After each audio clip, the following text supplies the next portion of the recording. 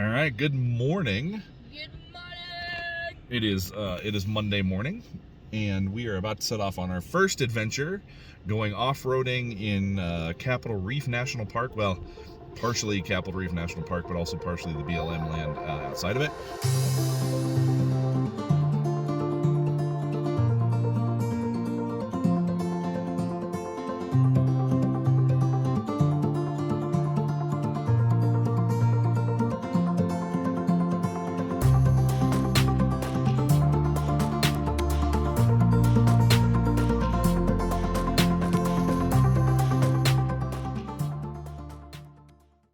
We're going to do the 56-mile Cathedral Valley Loop here in the Rivian. Our first off-roading adventure in this vehicle. I cannot be more excited. Guides say about 6 to 8 hours, which is a little longer than we were thinking, but we'll see how it goes. Only one bathroom stop on the entire trip, so there may be peeing on the side of the road. Not that it's really a road. But the weather looks like it's supposed to be nicer than we thought. Abundant sunshine, high in the mid-30s, lower winds. Brian, what did you say Mama heard? It's in 2 a.m. it's winter. At 10 a.m. it's spring. That's right. It was 3 a.m. 3 a.m. it's summer. 3 p.m. 3 p.m. sorry, it's summer, and 7 p.m. it's fall. So we're gonna experience all of the seasons or something like that. Nicole's over here downloading an audio tour of the park. That we're gonna try. We did that when we were in Haleakala, and we nicknamed the guy Bob. So we'll have to see what this guy's nickname is. But I think it's gonna be pretty fun. We've got a 99% charge, which was kind of fun charging situation last night because there's a Tesla here, and one of the chargers is not installed yet because they're doing a bunch of work on the place. But very adequate room. It's nothing special, but was comfortable and warm, and enough room that we could play board games, and it was good. So breakfast was great this morning. So we're gonna get started, and we'll update you if there's anything super cool. We've got the drone and good cameras with us today, so hopefully we can document this real well. Put jelly on pancakes, it tastes good. Yeah, jelly on pancakes. All right, see you later. All right, so we leave the Broken Spur for the morning. We head into Torrey, stop at this awesome little general store. If you need anything, including meals, great place to stop. Picked up our snacks for the day. And then we headed on into Capital Reef National Park itself, apparently after a quick stop back at the room. And the first thing, of course, you got to take your picture with the family. We do that at every park. Lots of people do, right? And then we went from there basically to the visitor center. There are a number of outlooks and things that you can stop off, take pictures, and we did that. But the visitor center was really our first stop. Great opportunity to talk to the rangers about the condition of trails if you're going to want to do that, or things that you can do in the park that are available to you. There's also a great gift shop and a great little museum place for kids to touch and feel and learn about the area. So we left there, headed down the road a little bit, got to the last bathroom before you enter the trail, and it is one of only basically two when you're going to take this trail. There's one here, there's one in the middle of the park, or the middle of the trail, and then you get back to that one, right? So we're on the trail at this point. The drone didn't work, so unfortunately I don't have drone footage, but I'm going to leave you now with just some of the views and the footage from the trail, and we'll talk a little bit about it as we go on.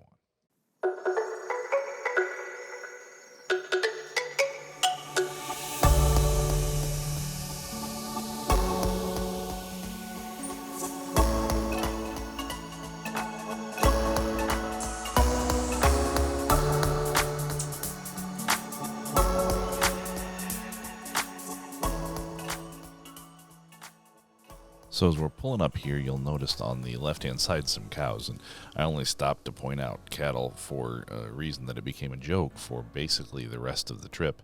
And I guess it might have even started before this, that every time we would see a cow, someone would point it out. We almost always saw babies, and the entire family just really enjoyed the presence of cattle as we drove through most of this western part of our trip.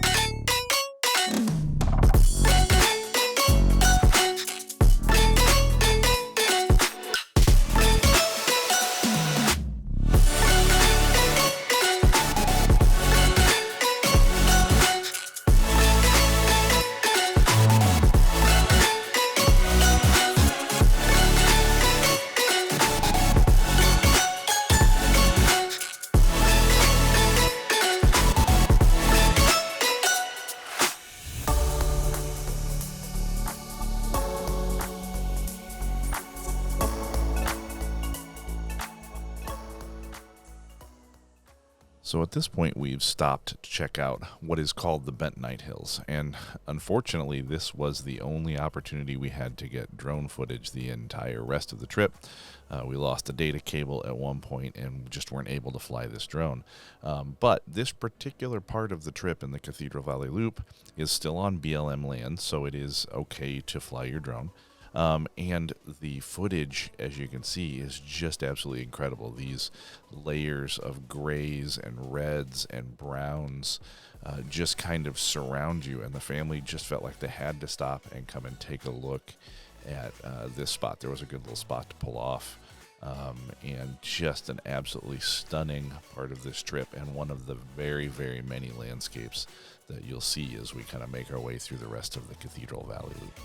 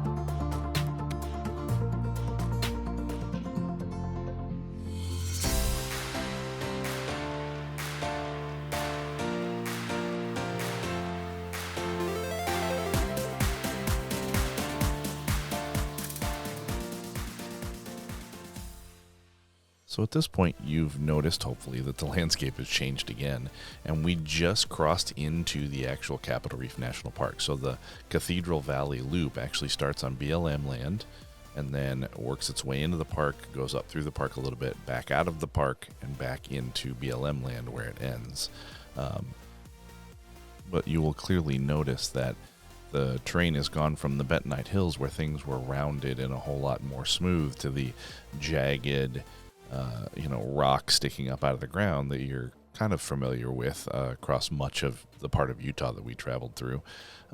And this is, again, inside the park, and we're headed at this point up toward the kind of the furthest in part of the trail where there is a campground, and again, the terrain will change again. But I'll leave you to see the beautiful footage, but I just kind of wanted to stop and point out again that the terrain changes constantly, and we're now in the park.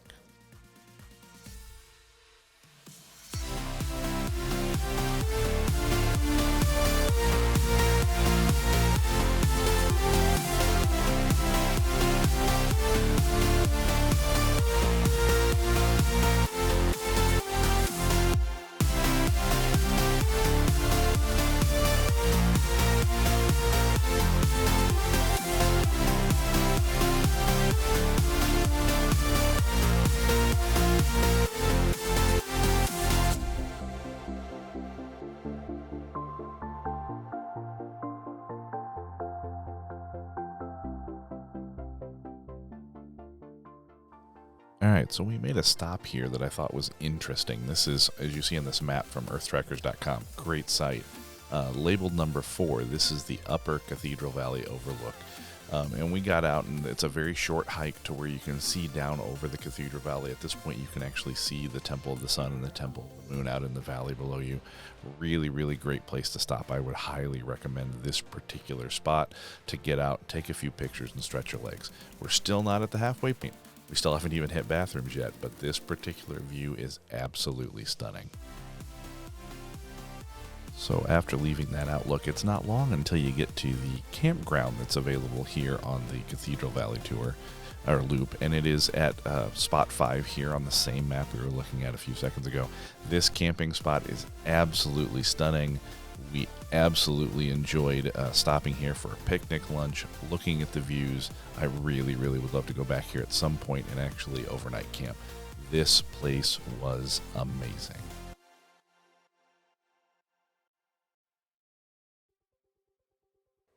So after our picnic lunch here at this incredible campground, we took a minute to use the restroom. Again, it's the only restroom actually on the trail.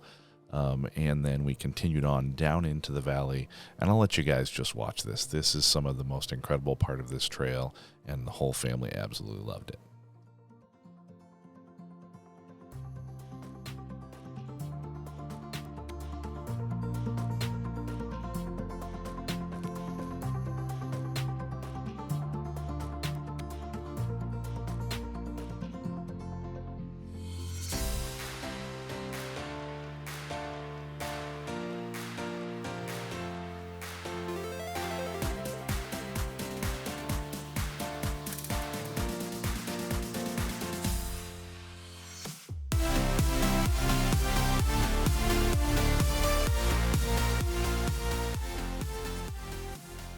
Alright, so for the next stop along this tour, we'll bring up the map again, and you'll look for spot number 7 on this map. This is the gypsum sinkhole. And reading from the National Park Service here, the gypsum sinkhole was formed when groundwater dissolved the buried gypsum plug. The cavity left behind has collapsed under the weight of overlying rock layers. This collapse has created a large sinkhole nearly 50 feet in diameter and 250 foot deep. Now, gypsum is a mineral that's very common in this part of the country, and in fact, more than just this part of the country, and is what a selenite is actually made of, I believe, in crystalline form, which we'll actually talk a little bit about something that's not on that same map, and it's Glass Mountain, and super cool spot where there's all kinds of selenite crystals that you can see literally there in a massive pile. Super cool, and I'll point that out when we get there.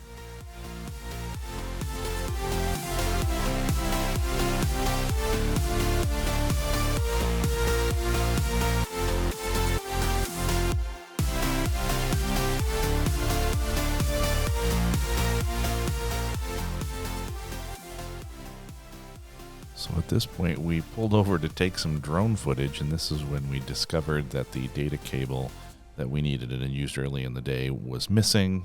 It was eventually found like buried deep in the vehicle by the guy that detailed the vehicle after we got back.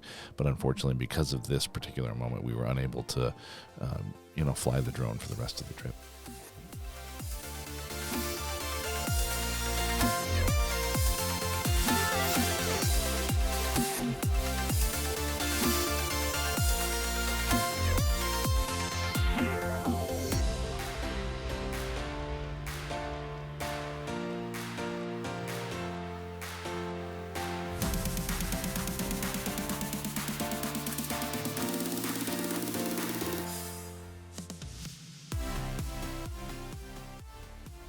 So as I mentioned briefly before, near Stop 8 is the Temple of the Sun and Moon, but also Glass Mountain. And here you're going to see some pictures of selenite that has formed into this big pile that you can just walk up to. Super interesting spot. The kids all loved it. It sparkled in the afternoon sun. Great spot to stop before you make it now to the Temple of the Sun and the Temple of the Moon, which are the next two big rock structures you'll see. I'll leave it to you to do a little more research if you're interested, but they are super interesting monoliths that stick up out of the desert or the floor of this canyon. Absolutely incredible spot to go spend some time.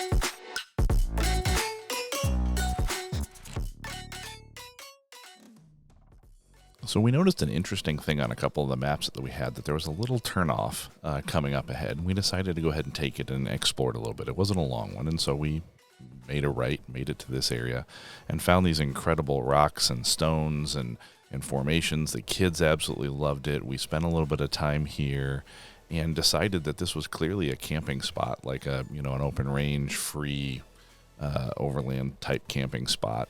The Rivian looks really good from up on the rocks, and we thought that this would be a really great place to come back to at some point. Super approachable, even in an electric vehicle, because it's not too far from the end of this path, so it's easy to get in and out. But it's still it's out of the normal path, right? Not a lot of people. You have lots of peace, lots of quiet, and it was fantastic. And then we just made our way out through the rest of this, again, ever-changing landscape to the end of the Cathedral Valley Loop.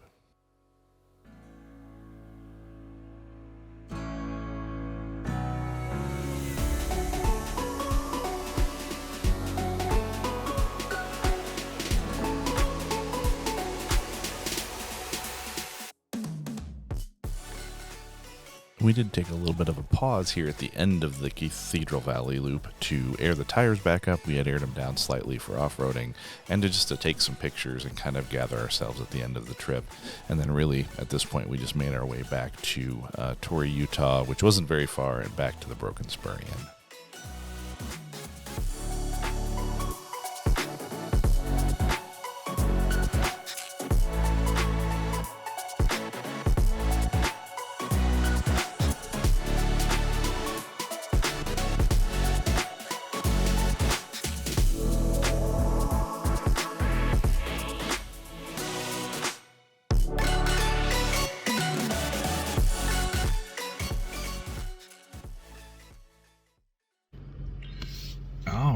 It is now about 6:15, and we just got back to the little last outhouse thing before you start the Cathedral Valley Loop, which is that way. It took us right at 7 hours to do the 60-some miles from here back to here. Absolutely incredible drive. We've got a little bit of drone footage, lots of pictures. and the time lapse from the windshield, which I think ought to be really cool. We'll see where those end up, but this was an incredible drive. What'd you think, Bobby? Yeah, it was pretty cool. I mean, so many different landscapes as you drive through that. Just things that are completely different. All the way up to, we picnicked at the very top at the campground, actually in the park. Absolutely gorgeous. Really kind of want to go back and go camping there because it was just stunning. The views were incredible. Nicole found this kind of guide to the whole thing and read a lot about the history and the geology and what formed things, and we learned a ton. Absolutely a shockingly fun day, and just very approachable by any vehicle. What they told us at the visitor center was today, as is most of the time, any two-wheel high clearance vehicle could handle it 100%. Remian had no problem whatsoever. Absolutely fun. So gonna get back to the hotel, get some dinner, maybe swim, play some games. It's gonna be good.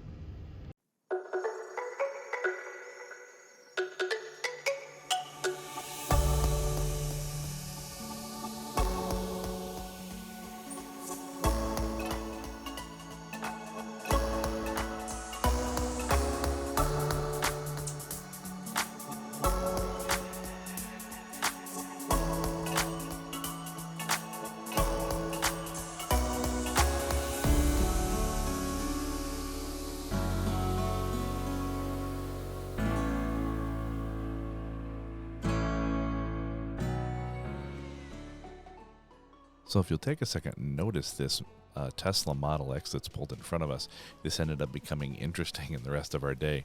Nicole said to me at some point, "Why don't you go ahead and pass him?" And I was like, I'm fine. I'm watching the scenery. And then you'll notice he pulls into the single Tesla charger available, or the single EV charger available at the Broken Spur.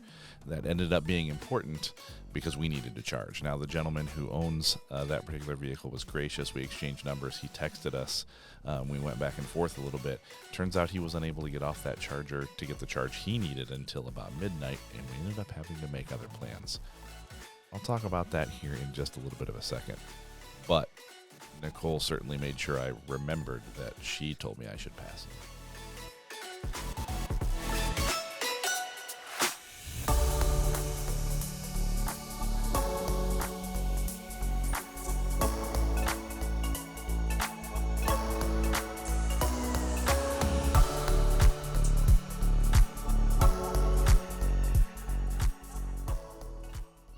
So once getting settled in for the evening and figuring out what we were going to do about charging, we took a few minutes to let the kids play in the pool.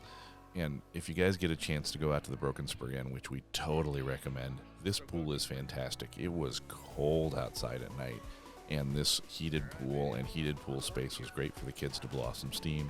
There's also a hot tub in the same space. This is just a really great opportunity to let your kids have some fun and just enjoy themselves no matter what the weather's like. Just one of the many great amenities here staying at the Broken Spur.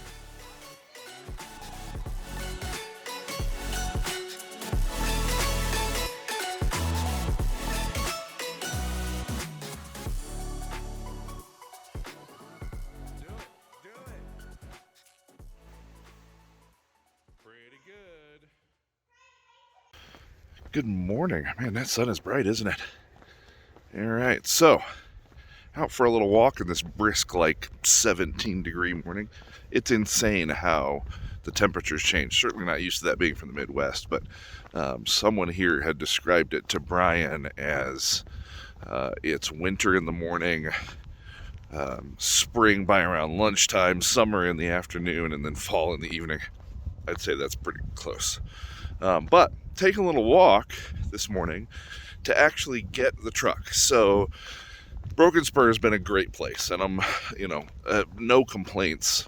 They were up front with their remodel. The rooms are very nicely refreshed. They're basic but comfortable and clean. Everybody's super friendly.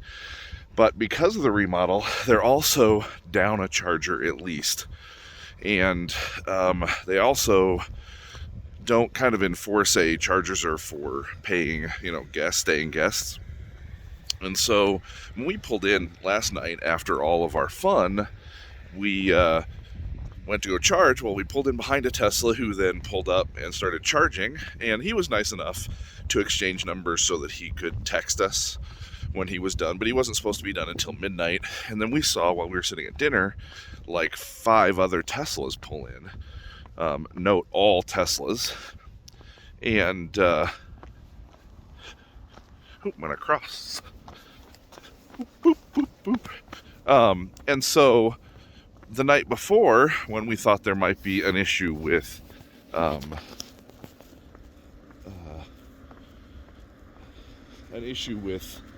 charging because there was another Tesla there, we decided that the right thing to do last night was to call this RV park that's just basically across the street, and see if they had a spot and what they would do. And they were very gracious. When we called the first night for the same thing, they were like, yeah, we'd totally let you do it. We have open spots. It would be $25 to charge for the night, but they were closed. And so when we called again last night, same thing. They're like, we're closed, sorry. We don't have to be at the office, check in.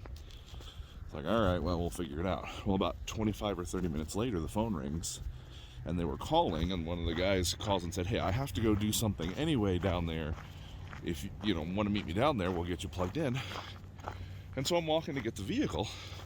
They charge us $25 to charge overnight, which is, what you'd pay at a fast charger realistically. And he even brought Nicole's one that brought it down. He even drove her back across the street. So super nice, but it is a little chilly this morning.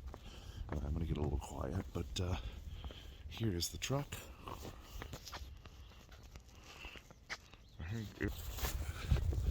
There's the truck. All nice and happy. Wonderland RV Park. Thank you very much.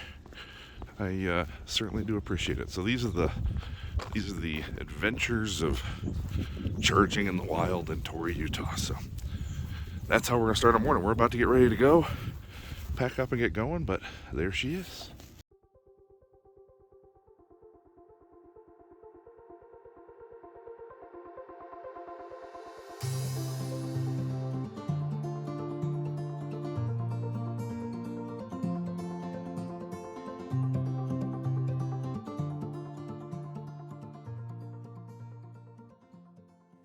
So once we got loaded up, had a little breakfast back at the general store, we wanted to make one more stop here in Torrey at Capital Reef before we headed on to the next part of our trip, and that was to visit Hickman Natural Bridge.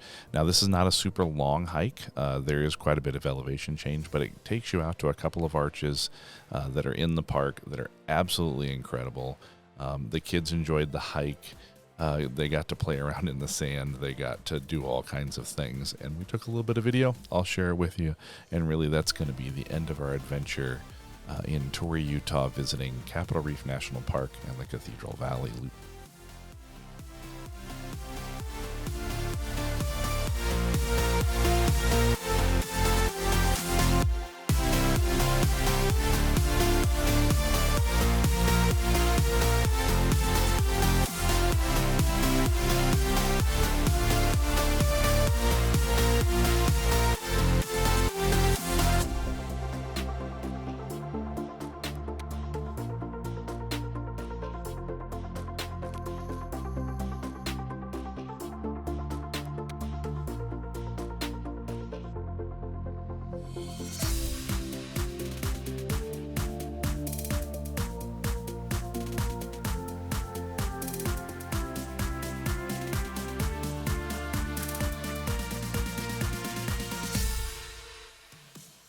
So at this point, we say goodbye to Torrey, Utah, and goodbye to Capital Reef National Park, and we're headed to Moab, and that will be its own other video. But I did want to stop and take a few minutes to talk about a few things that I think are important about making this trip. Number one, let's talk a little bit about charging. That's always going to be a topic as we talk about doing things like this in electric vehicles. Charging in this part of Utah was not super easy to get to. We charged in Green River, which was kind of off the main road.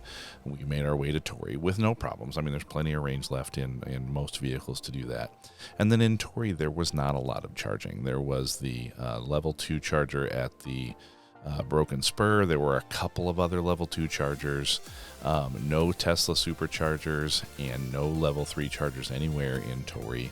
And then, of course, there's the RV parks. The gentleman who owned the RV park, in talking to Nicole, had mentioned he is part of the electric co-op there in Torrey, and they're actually having an issue with getting enough power into the city itself to even fuel the existing infrastructure, the RV parks that are there. So they're trying to figure out how to help solve that problem. And to be honest, I'm hoping that I can find a way to help. And one of the things that we as the EVU tourists want to do is to help municipalities maybe and locations figure out how to get power. There are some options that might be worthwhile to them. I intend to reach out. But from that point from Torrey back, we charged again in Green River and had no issue. So it will take a little bit of planning to go to Capital Reef National Park, but totally worth it. And that Cathedral Valley tour, totally worth it. Very doable with an electric vehicle, as long as you have high clearance. Very doable with any high clearance vehicle, 2-wheel drive or 4-wheel drive, and worth the 6 to 7, maybe 8 hours to make that trip. It was beautiful. It was interesting. The kids loved it. It's, you're hard pressed to put children in a vehicle for 7 hours and have them actually say they want to go do it again. That's exactly what happened here. So again, a little bit of planning, which seems to be the case when it comes to charging, and you will be fine. Also, flexibility, right? As I described, we had an issue the first night where there was already a Tesla at the single charger. The next night, a Tesla at the single charger. We had to get creative. We had to communicate with the folks that were actually doing the charging. The first night, he just texted us when he was done and we plugged in. The second night, we made arrangements at the RV park. It might be worth in Torrey just pre-making those arrangements. That Wonderland RV Park, great place. Pre-make those arrangements and just have your vehicle there if that works for you. If not, just do your research and make sure to be okay. So again, the whole point of the EV Tourist is to show you guys things that you can do with your electric vehicle. Capital Reef National Park is a jewel in Utah. You need to go visit. It is a great location, and it is absolutely doable in any electric vehicle as long as you do the right level of planning. Thanks for watching this video. I hope you like this kind of format where we're just going to talk about specific adventures. And if you've been here or have a desire to go here or have any questions about anything, please leave a comment below, and we will talk to you guys soon.